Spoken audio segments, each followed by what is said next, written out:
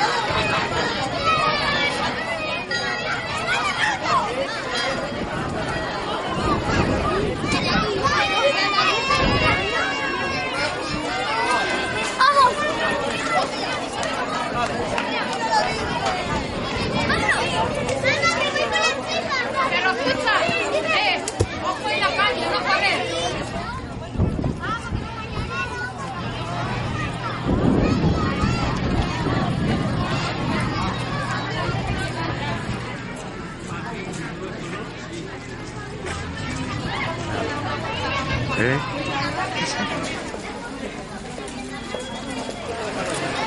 vuelto una pena.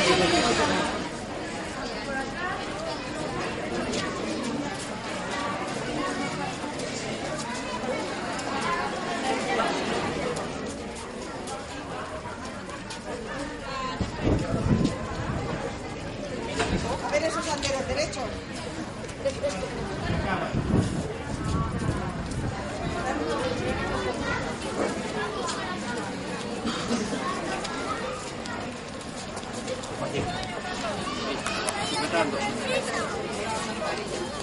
Claro, así pasen menos.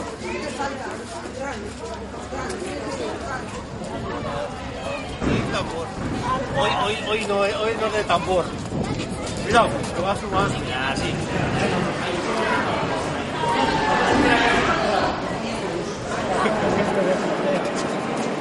Madre mía. Siempre y siempre. Buenas. Buenas tardes. A ver, Espera, ¿quién es Jesús? ¿quién es Jesús? Tiene que coger ahí una cosa.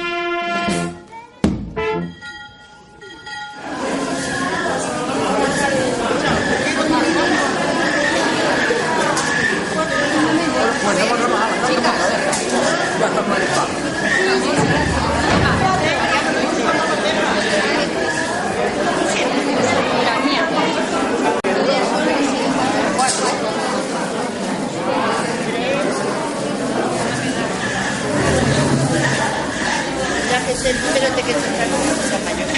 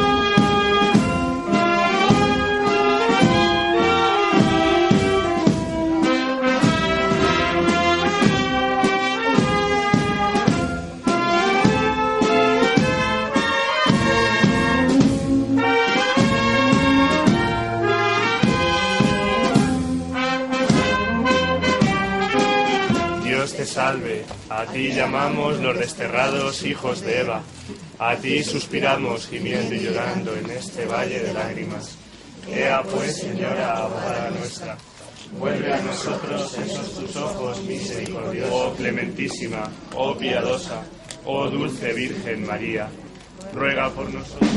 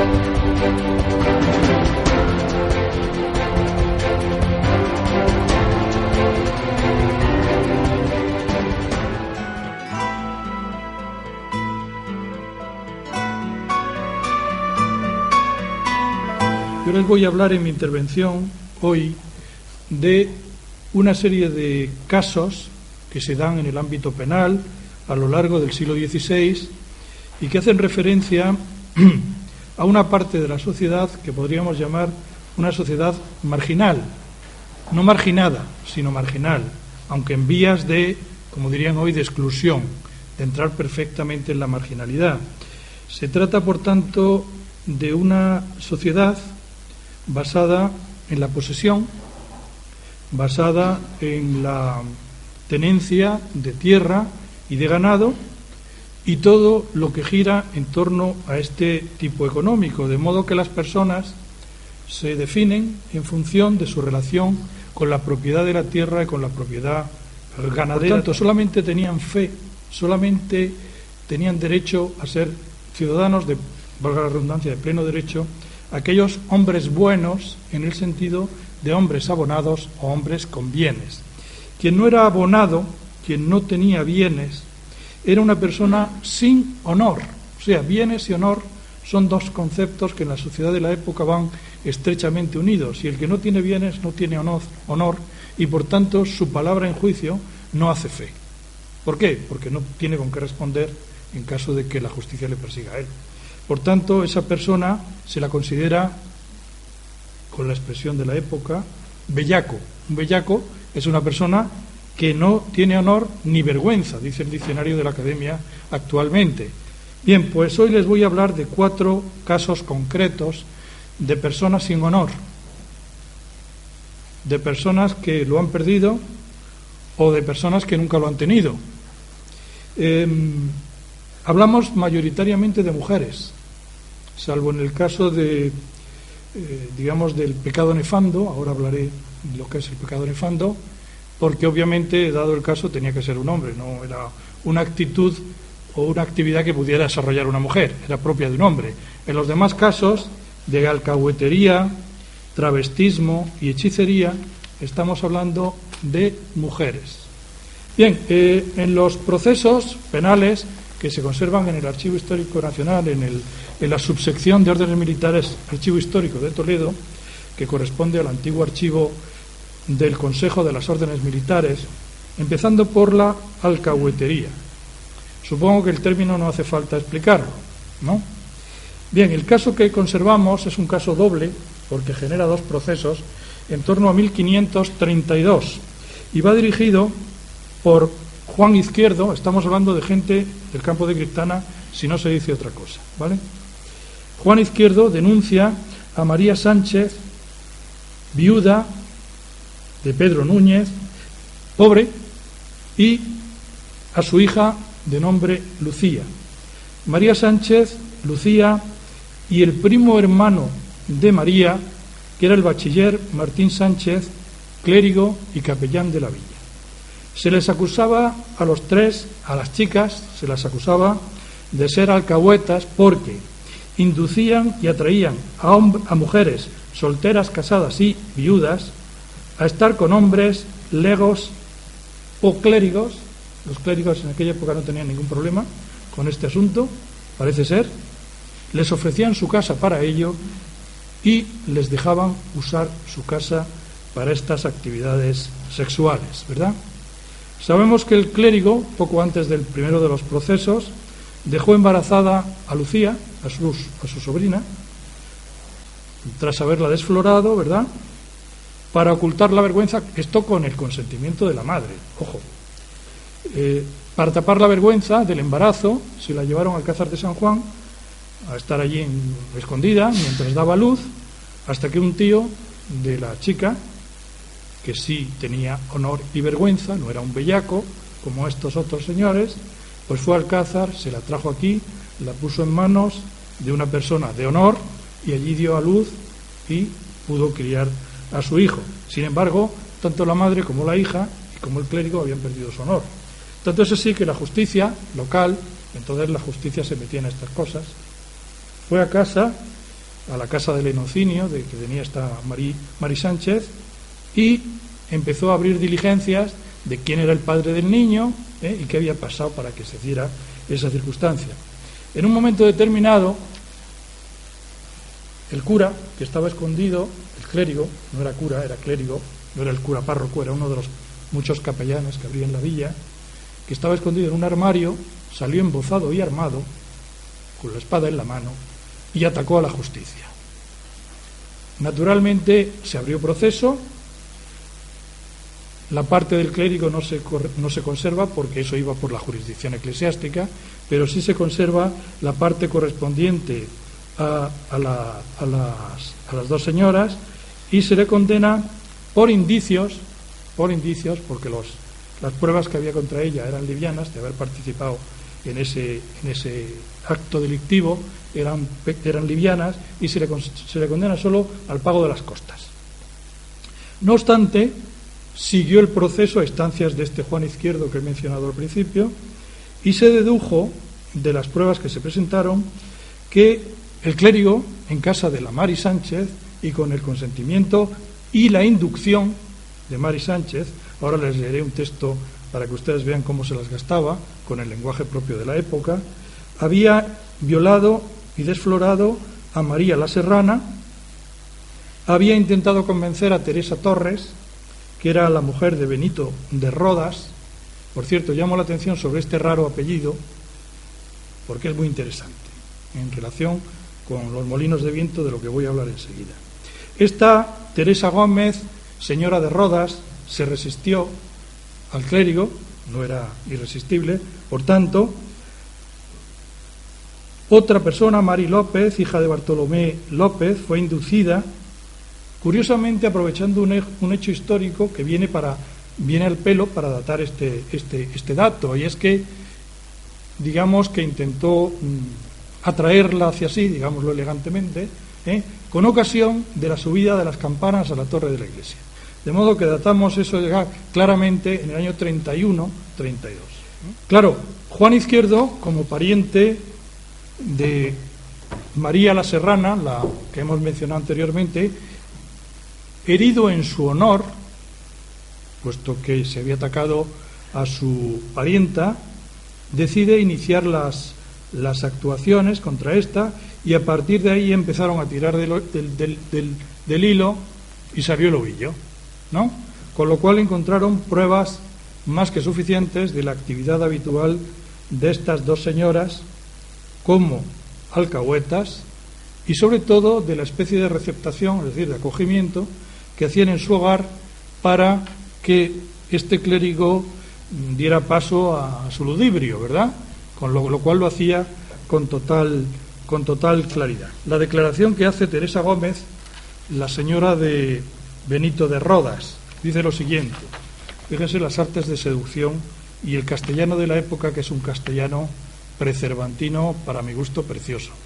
Dice en su declaración, y cito textualmente: la cuaresma pasada, que puede haber un año poco más o menos tiempo, estando esta testigo en su casa con sus hijos, entró Mari Sánchez, mujer de Pedro Núñez difunto, e dijo a esta testigo en secreto, comillas, Teresa Gómez, porque os quiero bien y porque sois mi parienta y porque seáis aprovechada, os vengo a rogar que tengáis por amigo, ya saben lo que significa ser amigo en aquella época, a Martín Sánchez el abad, mi huésped, e durmáis carnalmente con él, que os dará todo lo que hubiéredes menester, e seréis mirada de él, y en mi casa no habrá cosa que no la hayáis vos, si esto hacéis por mí. Le responde la testigo, tía, no me mandéis a hacer tal cosa, que yo tengo marido e hijos, y no haría tal por la vida, o sea, en toda mi vida. Que es gran cargo de conciencia hacer tal con abad. Entonces la alcahueta se puso de rodillas y, juntando las manos hacia arriba, dijo, hazlo, sobrina, por amor de Jesucristo, y no quites el provecho a ti por darlo a otra, que más quiero yo hacer por ti, que eres mi sangre, que no por otra. Entonces le dijo que no lo haría de ninguna manera, ni aunque la llevasen a la muerte. Entonces dijo la alcahueta, ya para acabar la conversación, pues si ansí lo quieres, yo lo traeré a María la Serrana, que no le faltará. A pesar de esto, que parece concluyente, ¿verdad?, volvió sobre el tema porque era incansable esta señora, ¿verdad? En fin, los hechos se acreditaron fehacientemente, no quedó duda para la justicia, y le impusieron, ustedes dirán, ¿y qué castigo se le imponía a esta gente? Pues dado que la posesión, el honor, el avecindamiento en un lugar era uno de los bienes supremos, el castigo mayor que se les podía hacer era la pena más común en la época, que era el destierro. Y además se le impone una cláusula por quebrantamiento de condena. Si lo violaren el destierro una vez, lo cumplirían doblado, serían 2 años. Y en el segundo caso serían condenadas a la vergüenza pública, ahora veremos lo que es eso, y a recibir 100 azotes. A María le imponía 4.000 maravedíes de pena, una cantidad no excesivamente grande para una persona con posibles, no para una pobre, y a ambas les impone el alcalde mayor de la zona de Ocaña, aquí fue muy generoso, para pagar a María la Serrana para ayuda a su casamiento. Si no pagasen esas 2 penas, la de 4.000 para el rey, como defensor de la vindicta o la venganza pública, y para la afectada, serían sometidas a la vergüenza. ¿En qué consistía el ser condenado a la vergüenza pública? La pena de infamia era dejarla totalmente al margen de la sociedad, a ella y a todos sus sucesores. La infamia no se borraba nunca, solo se borraba por el olvido, y el olvido se facilitaba mucho con el cambio de residencia, que es lo que los conversos de judío hacían admirablemente. Fíjense lo que dice la sentencia. Dice: si no pagaren, se refiere a los 10.000 maravedíes que acabamos de citar, las condena a que sean sacadas de la cárcel encima de 2 asnos, las espaldas desnudas hasta la cintura. Mayor infamia imposible. Salir una persona desnuda a la calle, más si es mujer, impensable. Con sendas corozas de papel en sus cabezas, es decir, 2 capirotes como esos que llevamos en Semana Santa, los nazarenos, ¿verdad? 2 corozas de papel en sus cabezas, atadas pies y manos con una soga de esparto, no al cuello, sino al pescuezo. Yo creo que solamente los animales tenían pescuezo, ¿verdad? Pues al pescuezo. No cabe mayor infamia.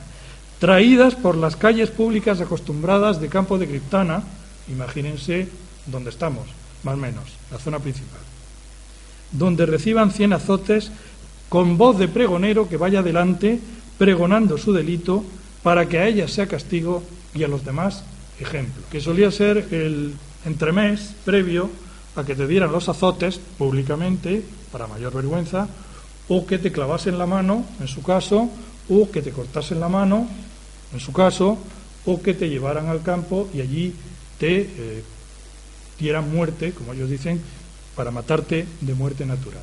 Esto, créanme, está a la orden del día, no es nada extraordinario lo que les acabo de leer.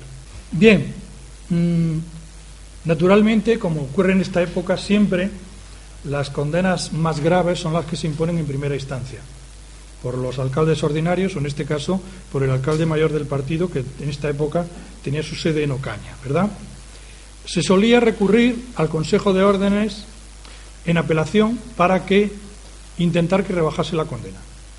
En la sentencia de vista se confirma, fíjense cómo ha mejorado la sentencia respecto a la anterior, se conserva a Mari, a la madre, solamente a ella, a 1 año de destierro más los azotes. A la hija la consideran una víctima, no la condenan, y a la serrana, a la que habían dotado espléndidamente para su casorio, le reserva su derecho. Es decir, dice que ella lo pida, ella no lo ha pedido en la vía civil, por tanto que lo pida donde le corresponda, ¿verdad?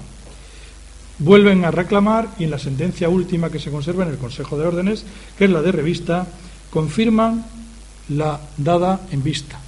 Luego han reducido bastante la condena económica.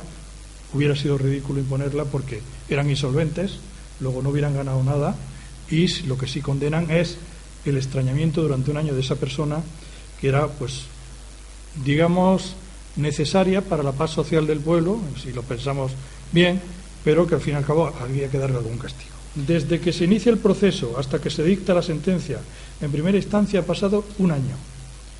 Hasta que se dicta la de revista han pasado 2 años y medio. La justicia era rapidísima en aquella época, mucho mejor que hoy, ¿dónde va a parar? Bien, el segundo caso que se conserva es el caso de travestismo. Desgraciadamente solo conservamos los autos de apelación. El proceso en primera instancia no nos ha llegado. Solamente sabemos que una tal Juana Díez, mujer de Juan de Camuñas, vecina naturalmente del campo de Criptana, el alguacil municipal la sorprendió una noche vestida de hombre. Algo intolerable, porque claro, estaba ocupando un papel en la sociedad que no le correspondía y que había que esperar los peores augurios de ese comportamiento, por lo que fue metida inmediatamente en la cárcel. Conocemos la sentencia que le impusieron en el proceso de primera instancia, porque siempre había que enviar copia cuando se apelaba, ¿verdad? Y según esta la condenaron a destierro perpetuo preciso. Ahora les explico lo que es esto. Y en caso de quebrantamiento de la condena, a la vergüenza pública, la condenan en ese caso a la vergüenza y a 200 azotes, más 400 maravedíes a pagar al rey y las costas del proceso. ¿Qué significa esto de destierro perpetuo preciso? Porque podía ser de 2 tipos, preciso y voluntario. El preciso había que cumplirlo de precisión. 2 años, pues 2 años fuera y no en 3. Pero el voluntario era a voluntad del juez, que lo imponía. De modo que el juez, si le podía ocurrir, que bueno, te hemos condenado 6 meses, pero no salgas a cumplirlo. ¿De acuerdo? Y quedarse en agua de borrajas. Pero es más, como ocurre en este caso, a pesar de que se lo imponen perpetuamente, es decir, le expulsan de la villa para siempre, a pesar de ello, pasados unos meses, reclama al rey y le pide que le alce el destierro. Y el rey no tiene ningún problema en ese destierro perpetuo preciso, es decir, el destierro más grave que se podía imponer, alzárselo a los 3 meses. Luego, fíjense qué rigurosa era la justicia, que, en fin, esta señora, al fin y al cabo, seguramente había tenido un desliz, se había cubierto las espaldas vistiéndose de hombre, seguramente para tener una aventura romántica, especulo yo, y tuvo la mala suerte de que la pillaron, ¿no? Bien, desgraciadamente es el único caso que se conserva en toda la Orden de Santiago, no solamente en este pueblo, es el único caso de travestismo que se conserva entre los procesos del Archivo Histórico de Toledo. Bien, más curioso puede ser el caso que he llamado de zoofilia. Zoofilia literalmente significa amor a los animales. Muchas veces uno se plantea si estas cosas son publicables, porque las cosas que se dicen son para sonrojar a cualquiera, Pero en fin, vamos a intentar explicar esto. La Iglesia Católica condenaba la práctica del llamado pecado nefando. Nefando es tanto como decir horrible o atroz, es decir, lo que llamamos pecado contra natura. No era un solo delito, eran 2 con el mismo tratamiento. Uno era el bestialismo o zoofilia, el amor a los animales, o sea, para que ustedes me entiendan, hacer el amor con animales, o la homosexualidad. Y los casos de homosexualidad, curiosamente, siempre son entre varones. Siempre. La homosexualidad femenina, sea porque la mujer estaba en casa y lo podía ocultar con más facilidad, no aparece en la documentación. No se conservan casos, al menos yo no he visto ninguno y me he visto unos cuantos ya, entre mujeres. Estos casos que estoy hablando aquí, centrados en campo de Criptana, valen exactamente para cualquier parte de la Orden de Santiago. Y quien dice de la Orden de Santiago dice para cualquier parte de Castilla, por lo menos. El caso de zoofilia se produce algo después, en 1592, y se dirige contra Sebastián de Rodas, de nuevo otro Rodas, hijo de Alonso de Rodas el Mayor, un apellido repetido. Qué significativo que en un pueblo como Campo de Criptana aparezca este apellido. Rodas no puede ser más que la isla de Rodas, el referente geográfico de este apellido no es otro que Rodas. Y qué casualidad que en este pueblo sea donde se construyen los molinos de viento más antiguos de toda Castilla-La Mancha. en 1540 con exactitud. Y qué casualidad que Campo de Criptana esté al lado del Alcázar de San Juan. Y qué casualidad que los caballeros de Malta, los sanjuanistas, antes de ser caballeros de Malta, fueran caballeros de Rodas y tengamos documentados en sus castillos del cercano oriente, en una de las torres, gráficamente lo tenemos documentado, en sus torres, para poder moler su harina durante los asedios, a que los sometían a ellos, poder moler su harina. Documentamos molinos de viento en una de las torres. Qué curioso que este apellido que aparezca aquí en estos momentos. Pues bien, el que lo denuncia al tal Sebastián de Rodas es Pedro Sánchez Bardón. Les voy a leer el texto de la denuncia, o un extracto del texto de la denuncia. Dice que andaba Juan Sánchez Bardón, chaval de 25, bueno, chaval no, señor de 25 años, para la edad de la época. Dice que el 28 de mayo de 1592 estaba en Los Arenales a las 9 de la mañana en una viña de su padre, y allí vio que algo se movía entre los matorrales.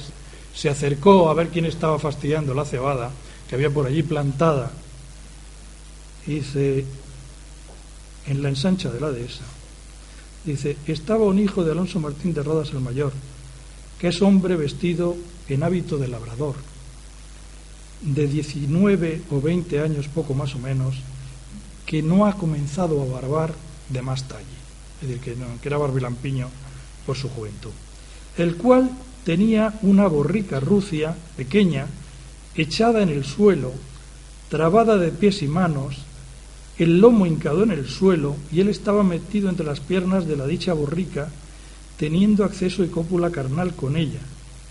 Se acercó, y entendiendo, se acercó el testigo, el que declara, que no podía hacer tan grande maldad, o sea, que no se lo acababa de creer, vamos, lo que estaba viendo sus ojos, estuvo un rato suspenso. Se quedó impresionado el hombre, ¿verdad? Que entendió que la dicha borrica asobinada, es decir, la tenía totalmente embrujada a la borrica, y que el dicho mozo la estaba levantando, y miró bien y se enteró que hacía lo que tiene dicho, teniendo acceso con dicha pollina, porque estaba sobre ella, y me da vergüenza decir lo que dice el texto después, ¿eh? Si lo escribimos este texto ya lo podrán ustedes leer y deleitarse con el texto. Total, que ya por fin reacciona de la cosa que había visto con la borrica, y se acercó y le dijo, pues súfrese hacer esto, como gran indignación. Claro, la reacción de Rodas no fue otra que liarse a palos con la borrica. Se lió a mamporros, y claro, ya le dijo el Bardón, le dijo, válaos el diablo, ¿cómo se ha de levantar estando trabada? Y le pegaba para en fin, deshacer el hecho delictivo, digamos, ¿no? Y dice, ¿cómo se va a levantar si la tienes trabada, su animal? Si el animal eres tú, no la borrica. Total, que la cosa fue a más, porque le habían pillado infragante, y la única forma de condenar a estos sujetos, aunque el principio del derecho es que no hay un testigo, no es ningún testigo, pero en casos especiales se entiende que un testigo cualificado hace fe, ¿no? Rodas se asustó, se marchó a Argamasilla, lo vieron por todas partes, naturalmente su huida estaba avalando su culpabilidad, ¿no? Allí le cogió la justicia y le remitió inmediatamente a Campo de Criptana. Se le acusó de haber tenido el acto carnal con la pollina, que era un acto contra el orden natural de las cosas. Él dijo que no podía ser porque la postura era imposible. Yo aquí no voy a discutir si era posible o era imposible. Yo digo lo que creyó la justicia. Claro, como solamente había un testigo y él decía que no confesó que era cierto, que se había ido por miedo y que sus enemigos que le acusaban lo hacían por infamarle, pues claro, la justicia estaba entre la espada y la pared. ¿Qué hacer? ¿Qué se hacía en estos casos? Pues se dictaba una sentencia especial, esto es también muy común, que se le sometía a cuestión de tormento, es decir, se le sometía a tortura judicial, algo que la prensa sensacionalista desde la Leyenda Negra ha dicho que era una cosa propia de la Inquisición española, como si en los demás países esto no se practicara y como si no se practicara también en la jurisdicción ordinaria. ¿Cómo se practicaba la tortura judicial?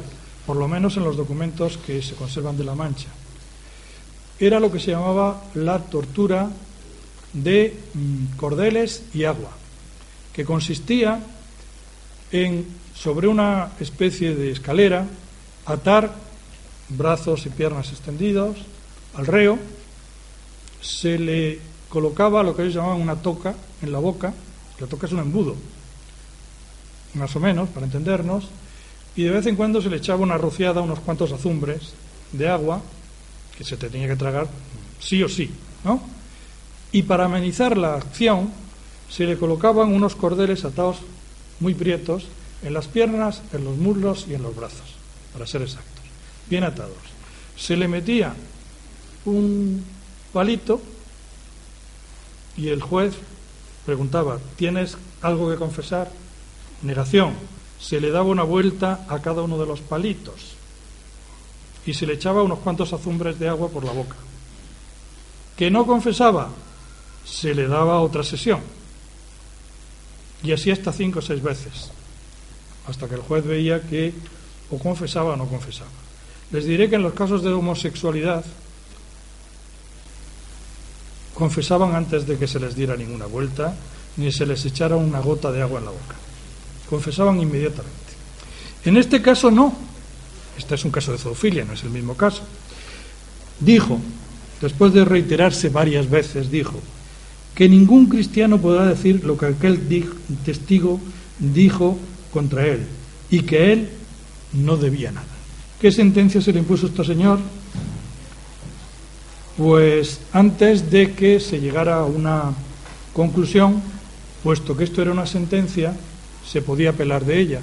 Se apeló ante el Tribunal Superior, que era el Consejo de Órdenes, que entiende que había que confirmar esa sentencia, se la confirma y finalmente se le condena a 10 años de destierro precisos, o sea, de cumplimiento riguroso de la villa, y no lo quebrante. Y fíjense, en este caso la cláusula de quebrantamiento indica que recibiría 200 azotes y además sería condenado durante ese periodo a estar al remo en las galeras del rey sin sueldo. Condenar a una persona mayor, en este caso era un chico joven, tendría 20 años no más, condenarla a 10 años a galeras, yo sé que es un término muy vulgar utilizado, de que te condenen a galeras. 10 años una persona joven podía sobrevivir. Ahora, 5 años de galeras para una persona mayor era una condena a muerte prácticamente. Tenían que estar al remo todo el día y como un galeote más, ¿no? Sin sueldo ni nada. Se podía condenar también a galeras para servir como soldado, y el interés de la corona era que se permutasen, esto a partir de 1530 se aprecia con claridad, que ya no hay condenas a muerte efectivas, sino que se permutan por galeras para que tener mano de obra en las galeras gratis, ¿no? En 6.000 maravedíes por mitad para la corona y en costas. Consiente la condena, es decir, acepta la condena, le dice está bien, punto, no apelo, y a pesar de ello, en cuanto le dan la libertad, después de haber consentido la condena, aceptar que se va a marchar del pueblo, se presenta, hace una trampa y se presenta ante el Consejo diciendo que apela de la sentencia de la primera instancia. Al relator, que vio la causa y que informó al Consejo, le faltó tiempo para decir: este señor es un fullero, es un tramposo, que vuelva a la justicia local y entonces no consienta la sentencia y que apele como Dios manda, ¿no? Entre el inicio del proceso y la sentencia había pasado 1 año. En el caso anterior de travestismo, no se lo he dicho, entre el auto del Consejo y la sentencia habían pasado solo 3 meses, pero las sentencias eran rapidísimas. Ya les voy a hablar del último caso, que es el caso de hechicería. Bien, Cuando hablamos de hechicería estamos hablando de una cosa muy concreta. No hablamos de brujas, ni señoras de las que se presume que andan montadas en una escoba por la noche. En este caso, en Criptana, o mejor dicho, en el Toboso, porque este caso se ve ante la justicia del Toboso, pero las brujas, o mejor dicho, hechiceras, que se ven implicadas eran de Campo de Criptana. Se ve que tenían fama y venían a buscarlas aquí. Aunque, para que ustedes no se asusten, de las dos brujas o hechiceras que se buscaron en Criptana, una de ellas estaba desterrada aquí y era natural y ejerciente en Alcázar de San Juan. O sea, era una hechicera sobrevenida. El caso es, el proceso es larguísimo. Yo aquí en letra pequeñita solamente el extracto que me hice son 7 folios. En letra pequeñita. Verán ustedes, sucede en el Toboso en 1578. Y la protagonista es una sujeta, vamos a llamarla así porque no merece otro nombre, la buena mujer, que se llamaba Catalina Sánchez, que estaba casada con Francisco Gutiérrez Boticario. Fíjense lo que decía de la señora, es decir, en castellano de Cervantes, viene a decir que la que mandaba en esa casa era ella, y que el boticario hacía lo que ella decía, punto. Pero lo dice en castellano de la época. Esta señora, parece ser que 8 años antes, había tenido cierta relación amorosa con un regidor, vamos a decir el equivalente a un concejal de ahora, un regidor soltero que se llamaba Gabriel de Villanueva. Creía la boticaria, llamémosla así a Catalina, creía la boticaria que la había apartado de su vera María Alonso, otra vecina del Toboso, y que hacía 2 años que no quería tener cuentas con ella, con la boticaria, el regidor, ¿no? Entonces concibió un plan, no digamos diabólico, pero casi, que consistía en lo siguiente. Consiguió pelo del pubis del regidor, por un lado. Se las ingenió para que una vecina le pidiera a María Alonso ropa de ella, que luego se la devolvió recortada. Le había recortado flecos y bajos, tanto de unas tobajas son unas toallas, como de un subido, es una especie de sayón grande, ¿no? Una saya grande, con forro, que le había pedido para ir, la vecina se lo había pedido con el pretexto de que tenía que ir a Argamasilla a ver a un pariente, y la otra le dijo, mira, no te lo puedo dar porque yo me tengo que ir a la mota y necesito la ropa para el viaje, así que te dejo esta otra ropa, ¿no? Da igual, le valió exactamente igual la ropa que le prestó. Y al día siguiente de haberle hecho esa jugada a la vecina, fue a la pobre María Alonso y le dijo, muy alborotada y haciendo muchas lástimas, dijo textualmente, María Alonso, todo junto, María Alonso, suena mucho más castellano antiguo, un necio trabajo ha acontecido sobre vuestro hato, por la pasión de Dios, que no os lo pongáis ni os alborotéis, que estáis enferma, os lo tengo de decir, que no es cosa vender lo secreto. Claro, cuando le dijo esto a la vecina, la pobre María Alonso se alborotó extraordinariamente, tiró la ropa y ya nunca más se la quiso poner.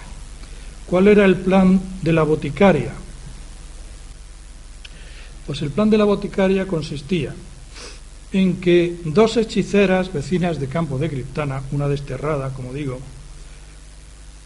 a través de otra señora llamada La Muñoza, que estaba casada con un espadero de Campo de Criptana, un fabricante de espadas, de apellido Salazar, Ana de Santa Cruz, que era la de San Juan, de Alcázar de San Juan, y otra que llamaban, no recuerdo exactamente ahora, una López, que esta era vecina de aquí, le fabricaron unos polvos mágicos de color violáceo, vamos a decir, a saber lo que contenían, de modo que haciendo un ensalmo con el pubis del regidor, con la finalidad de atraerlo a la cama de la boticaria, y con los polvos ponérselos en los zapatos al boticario, y luego intentar ponerlos en los quicios de la puerta de María Alonso, pretendía la boticaria usar esos hechizos con la finalidad de que María Alonso se secase y al pobre boticario por sus zapatos mandarlo directamente al otro barrio, y atraerse al regidor a la cama y al matrimonio, una vez enviudada legítimamente, como ustedes están viendo, ¿verdad?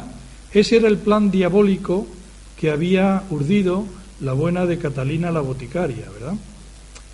¿Qué pena recibió por todo esto? Porque claro, el proceso es larguísimo, se hacen averiguaciones totalmente que ya quisieran los de CSI y los de Bones, porque hubo de desplazarse aquí la justicia y horadar literalmente la casa de las brujas, de las dos hechiceras, para encontrar testimonios incriminatorios, porque lo escondían en las paredes, entre las maderas de la cámara, en el suelo del patio, lo iban escondiendo por todas partes las pruebas, y encontraron pruebas más que suficientes de polvos y de todo lo demás que hemos comentado. Se ve que al final a los dos acusadores, que habían sido el marido de María Alonso y ella misma, se retiraron del proceso.